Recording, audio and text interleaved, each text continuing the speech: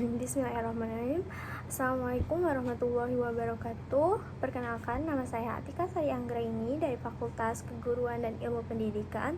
Saya berasal dari Prodi Pendidikan Sejarah dengan NIM A1A22538. Saya juga berasal dari kelas R002. Nah, di sini saya akan mempresentasikan apa itu Indonesia, bagaimana terbentuknya Indonesia, dan bagaimana sih kondisi Indonesia sekarang. Dengan presentasi ini, saya juga berharap dapat membantu menambah wawasan dan juga memberi manfaat bagi kita semua.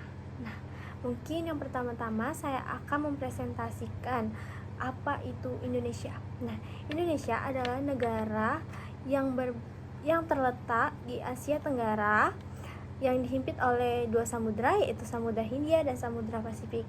Selain itu juga, Indonesia merupakan salah satu negara yang dilintasi oleh khatulistiwa.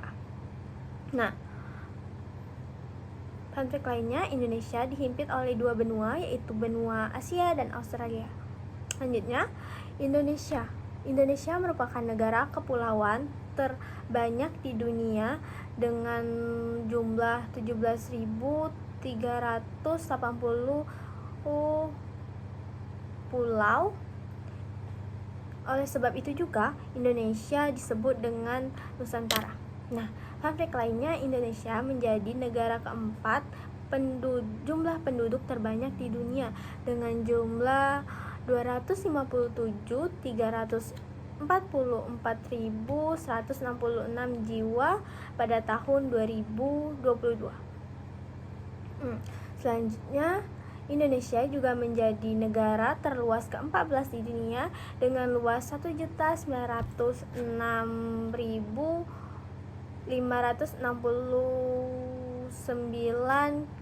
km persegi. Nah, selanjutnya kita akan membahas mengenai apa itu sistem pemerintahan Indonesia. Jadi, Indonesia adalah negara kesatuan dengan sistem pemerintahan republik yang sudah dikonstitusi secara sah dalam Undang-Undang Dasar 1945. Undang-Undang Dasar 1945 bukan hanya mengatur mengenai itu, tapi juga menjelaskan mengenai pemilu atau pemilihan umum, yaitu pemilu seperti DPR, DPD, dan juga presiden. Mungkin hanya itu yang dapat saya sampaikan dari materi apa itu Indonesia. Selanjutnya saya akan membahas mengenai bagaimana terbentuknya Indonesia. Indonesia terbentuk karena beberapa tahapan. Yang pertama, adanya masa penjajahan, awalnya kebangkitan nasional, adanya Sumpah Pemuda, pendudukan Jepang, terus itu sudah Sumpah Pemuda, pendudukan Jepang, proklamasi kemerdekaan, dan juga pengakuan internasional. Jadi Indonesia terbentuk karena perjuangan rakyat melawan penjajah yang bersatu demi bangsa Indonesia, yaitu satu bangsa.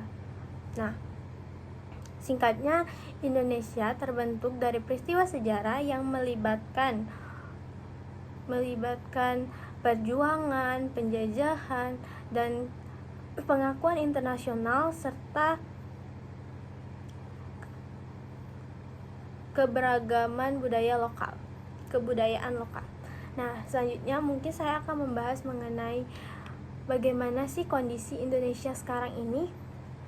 Seperti yang kita lihat, kondisi Indonesia sekarang ini sangat memprihatinkan karena banyaknya permasalahan-permasalahan di luar sana yang mengakibatkan negara kita dicap menjadi negara yang termasuk pokoknya sangat memprihatinkan.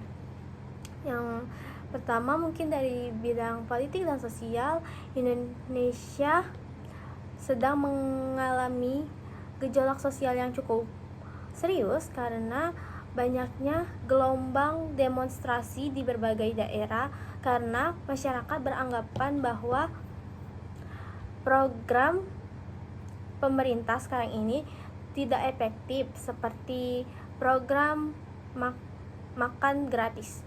Nah, yang selanjutnya bidang ekonomi. secara makroekonomi menyatakan bahwa keadaan Indonesia sekarang cukup stabil dengan peluang ekonomi 4,9% dan inflasi rendah. Nah, selanjutnya saya akan membahas mengenai program pemerintah dan sektor publik yang mengakibatkan mungkin pertama permasalahan pemerintah sedang menjalankan program besar-besaran untuk ketahanan pangan, termasuk rencana mendatangkan 1 juta sapi. Namun hingga kini realisasi masih jauh dari target dan memunculkan kritik terhadap efektivitas program. Yang kedua, skandal besar. Skandal besar di Pertamina juga menyeruak dengan korupsi dan manipulasi bahan bakar yang menyebabkan kerugian negara hampir 1 juta triliun. Nah, yang keempat, dalam bidang pertahanan dan diplomasi, Indonesia memperkuat kerjasama militer dengan negara-negara maju melalui latihan gabungan Super Garuda Shield 2025. Hal ini mendapat perhatian atau kritik dari Tiongkok karena dianggap mengambil peran Tiongkok. Nah, di yang terakhir saya akan membahas mengenai bencana dan stabilitas.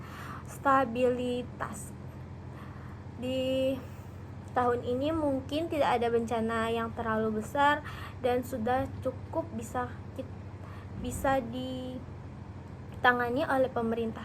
Mungkin hanya itu yang dapat saya sampaikan.